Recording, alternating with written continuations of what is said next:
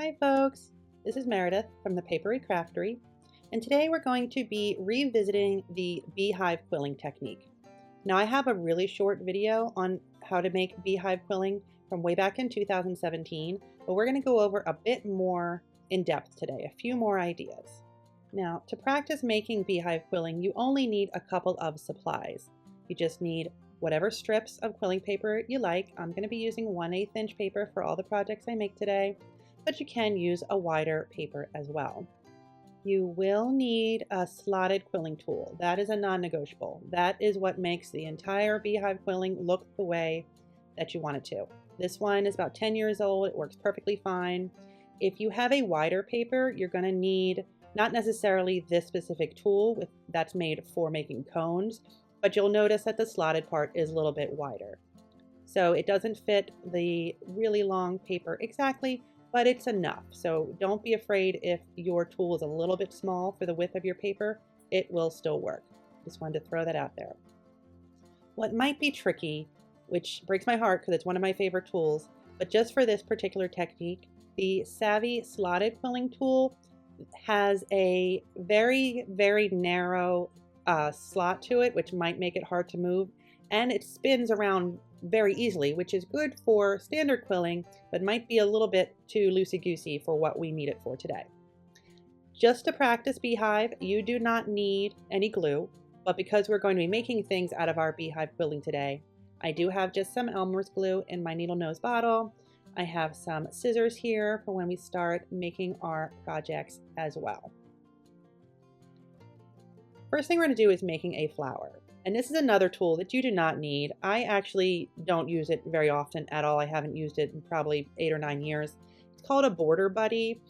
It's good for making outlines. If we're making a ton of the same outline of a specific shape, it comes with a bunch of different size shapes that you put on that little handle there.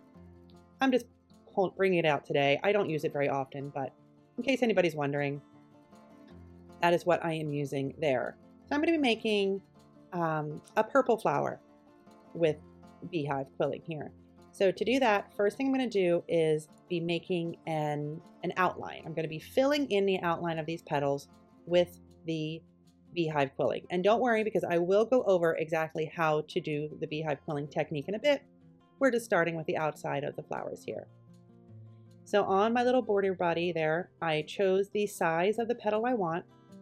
I put a little bit of glue down to hold it in place, and then I start wrapping my strip around. I did tear off both ends of my quilling paper because the torn end of your paper will stick a little bit easier to glue and make a nice smooth start and stop.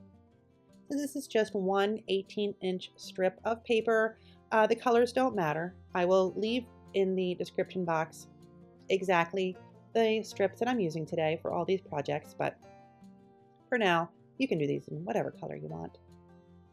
I am going to be making a striped outline for my flower.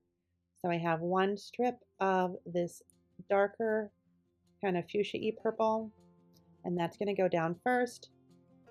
I'm gluing down the end here, and I could stop here and it would be perfectly fine, but we're going to add on a ring of a sort of lavender orchid color strip there, and then I'm going to do the same thing, wrap that all the way around, and then when that one is done, I'm going to glue the end down and then continue with another strip of the darker purple. So it just has that ring of the lighter purple right in the middle. We're going to fast forward a bit here. I am finishing up with that darker purple, again, the same color I did the first time. And I'm going to glue down the end just like I did before. Like I said, none of this is something you have to do. This is just showing how to make a flower. You can use one strip, you can use 2 strips, you can make these larger, you can make them smaller, you can do whatever you want. Getting that end nice and rubbed on there to make sure that doesn't pop up on me. And then it can be a little tricky just to get your shape off of your border buddy, or really whatever you use. I use glass jars sometimes. My glue bottle I've used to make outlines. of different shapes, so you don't feel like you have to go out and get a specific tool for this. This is just something I've had for a long time, and I thought, why not pull it out for this project? I use my needle tool there just to kind of gently push from underneath, and there we have it. I did not use glue around every section of this. I just did it where I start and stopped, and it will hold its shape nicely. Now I have 6 of those that I made, and I'm also using 6 smaller ones. This is going to be kind of a double-decker flower. Now let's get into the actual beehive of it all. Now, the beehive technique was first made by someone named Susan from Susan's Quilling way back in 2011. And they made it to, in their mind, resemble a beehive. So a lot of clusters of the same shape over and over and over again. To start my beehive, I do a couple of turns under with my slotted tool. Then using the same strip and the same tool, I move down about a ½ inch, insert the slotted tool, roll it up to meet that first coil, and then take it out. Just like so. So there we have 2 of the same kind of coil right in a row. Then I move down a little bit again, put my tool back in, roll it up, take it out. Put the slotted tool in, roll it up, take it out. And the key is to really just use an even space in between every roll. Another key is not to let it really open up at all. I've found that after I roll it, if I just kind of pause for a second before I take it out, that keeps the shape a little bit nicer. You may find that as you're rolling on the same strip over and over again, it will kind of coil up on itself like it just did there. You can see these little bundles that I have here. This is an entire strip of that same size. It's okay. Don't worry that it's going to roll up on itself. Totally normal and expected. Now I'm going to be showing a number of different ways to use the beehive quilling today. This is probably the one you would see most often, and that's just filling up a space. So filling up these flower petals. We have a lot of negative space inside the petals we made. We're going to fill it up with beehive quilling. So to do that, I do have a cork workboard here covered in parchment paper, and that is because I'm just going to be using some pins to keep everything where I want it. That is a personal choice. You can hold these as they dry if you want to. I don't prefer to do that. So you'll notice here also I do have, like I said, a long single strip all coiled up in the beehive quilling.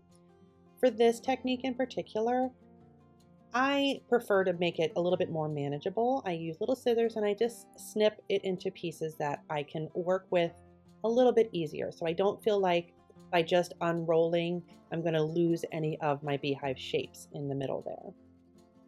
So then it's just a matter of applying some glue where pieces are going to meet other pieces, pinning them in place if need be. So I have the beehive glued to the inside edge of this petal, and then I'm also applying some glue where beehive meets beehive so that the little pieces stay nice and clustered together. Add another pin here and there, and then I can just keep going. I can get another piece of the beehive strip and just start adding it in. We're going to skip ahead here in a minute to see what a finished petal looks like.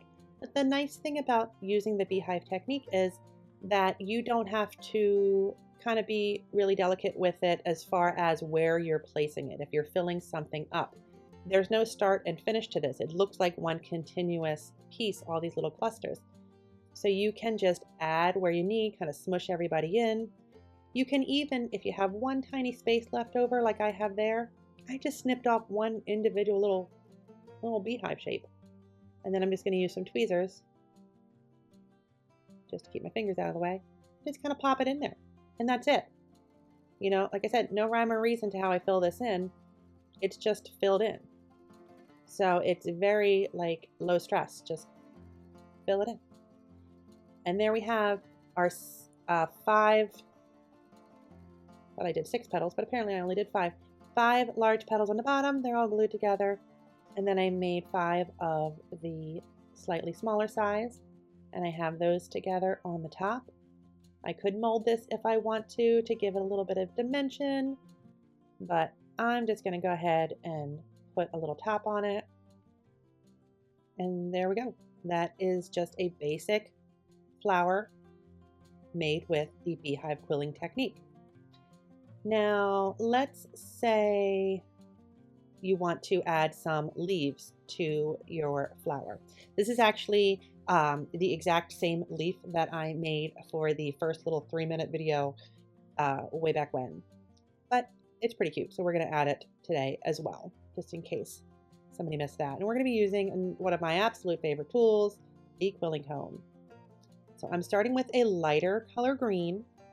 I am holding it in the back, and then I loop to the front on one side, and then I looped to the front on the other side. I don't even have a count on this. It doesn't matter if it's even. Some of these leaves are going to be bigger, some of them are going to be smaller, and that's okay. We just want 2 loops of the light color in the front and everything else in the back. I am going to put a little bit of glue just to keep that tail down from the lighter color. Just like so, right in the middle there. And at this point I can even let it go, even though I didn't glue anything other than that one little piece, just between the comb itself and the pressure of the paper, everything's staying in place. And then to continue the two-tone vibe of the flower, we're going to add a darker green right where that light green ended.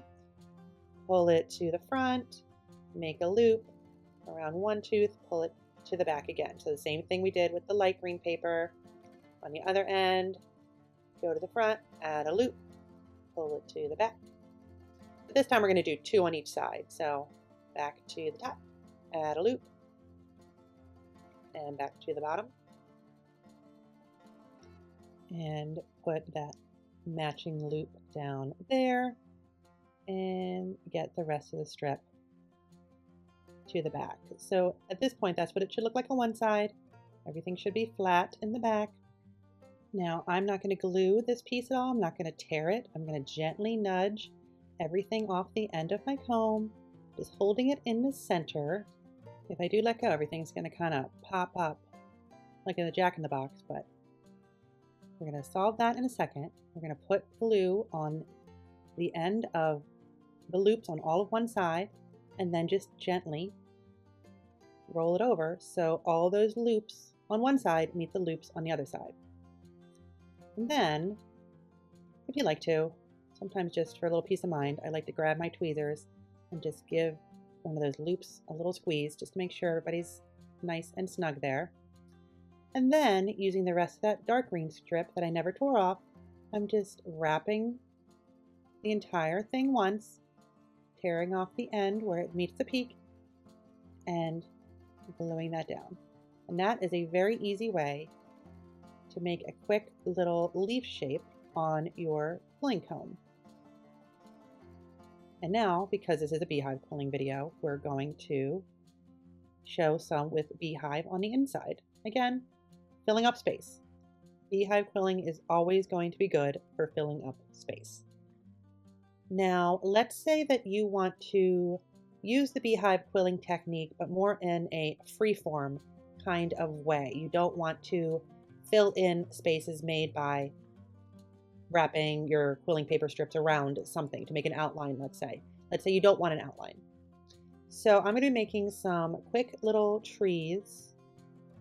I have a dark green strip here that I just quickly rolled up with beehive.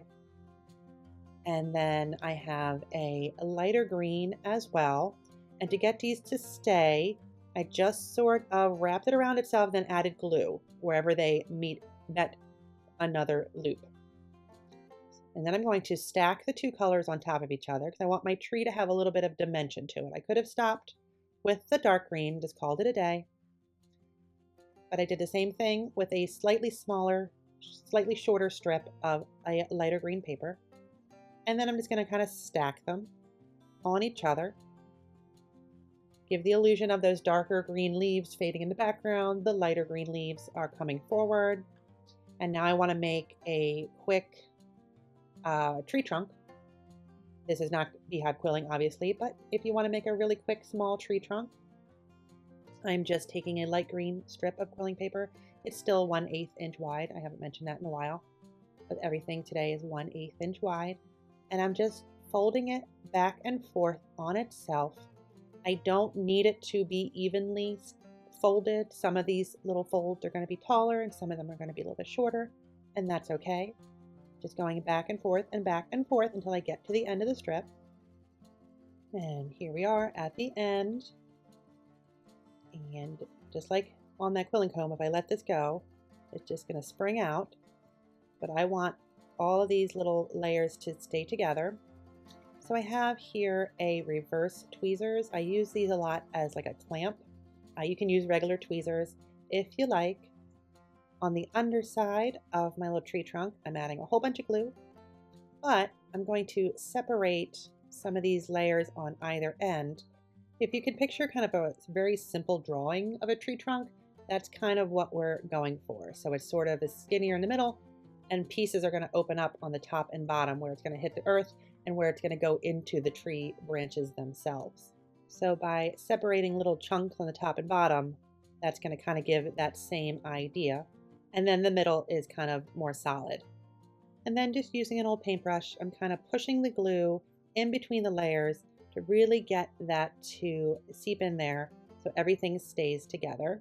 And then here, once it's dry, is what the top of my tree trunk is going to look like. Here's one that's already done. And there's a little smaller guy, just a little tree friend. There's a close-up so you can kind of see how the roots look where it's kind of separated a bit. And then I kind of did the same thing for some really simple clouds, except this time instead of 2 colors, I did 3 different colors, 2 kind of bluish and then a white, just to make them really look very puffy and 3-dimensional. Now, another way to use the beehive quilling technique is to do an outline of a shape you've made. So instead of doing them inside, now we're doing it outside. Just like before though, you're going to roll up your strip in exactly the same way. I should mention also the 1/2 inch that I tend to go down each roll that I do with my tool is just my habit. You can do much larger rolls if you want to. You can probably get away with even smaller ones. I don't know how much you would roll, but you can experiment with that. I like to do 1/2 inch. It's just sort of my go-to. It's just in my brain of how far apart to put in my slotted tool every time. But by all means, play around with that. If you use a larger space, you'll just get larger coils and you get fewer of them on each paper strip. Now, just like before, it's kind of rolled up into kind of a wacky little mess, and that's okay because we are going to still use it as an outline. We're just going to be careful. So I have a heart here that I have made just from 2 equal size strips made into teardrops, glued in the center, and then wrapped around with a darker pink paper. And I just did that for a little bit of a contrast so that when I used the same lighter pink as the beehive on the outside, it would just kind of show up a little bit more. And I'm going to be using 1 strip for one side of my heart, and then I'm going to go ahead and do the same thing on the other side. So that's why I added the glue first. I put a pin in the heart just to kind of keep everybody stable for the most part. And then it's just a matter of getting everybody to sit where I want it to, just like filling in the inside. The difference is here you want to be careful that you're not pulling your strip too hard when you're trying to straighten it out, so much so that you lose your beehive. You can see there's one there that has definitely lost its shape a little bit, but I left that in there because I want to show you how to fix it. You notice I did not scrap this project. I can just keep on rolling because I'm going to fix it in just a second. And I just demonstrated there where that piece is. My glue is starting to dry a little bit, so let me put a little bit more down there. I have my slotted tool here. This is where I fix it. Just put it in the center and just give it a turn. Boom, donezo. It's already fixed. Just like so. Now, I don't have enough of this strip to continue going around the other side of the heart.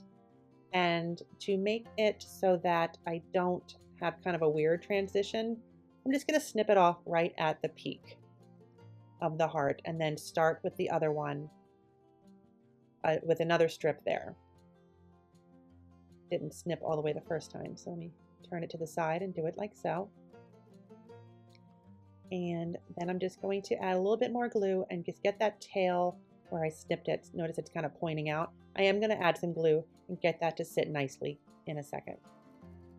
I just want to show here is the second strip, the same size, the same color. I'm just going to continue on the other side in the same way. I'm just finishing that up now. And I did get that little end piece of the first strip tucked in nicely. And here's one that's all dry. The opposite color scheme, so we have darker on the inside and darker on the outside. One more thing I want to show is that don't limit yourself to just using one color of paper when you're doing the beehive. If you can fit more than one color stacked on the top of each other, I have 2 strips here, if you can fit that stack into your slotted tool, go for it. This is the same colors I used to make that little leaf in the beginning. I have a lighter color on one side, and then I have the darker color on the other side, and it rolls perfectly nicely because my slotted tool can fit it. And then, continuing on the outside idea, I have a multi-strip swirl here that I made. I have a video on making those, so I'm not going to stop here. I just glued that double color strip along the outside of that, and it's going to kind of add a little bit more pizzazz to my little leaves and my little flower here. That is it.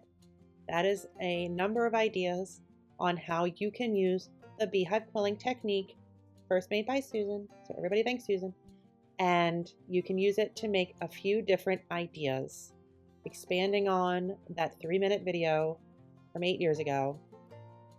I'm sure I have missed a number of ideas that you guys have come up with, so please leave your ideas and your questions about using the beehive quilling technique in the comments, and I will answer any questions as soon as I can. Look for a link to all these supplies and tools I used today in the description box for the video, and also look for a link to this Buy Me a Coffee page that I have where you can find some quilling extras and find some ways to support the channel because it keeps it growing and it keeps me able to make these videos week after week. In the meantime, don't forget to like and subscribe so you can be around for the next video, and I will see you then. Thanks for watching. Bye-bye.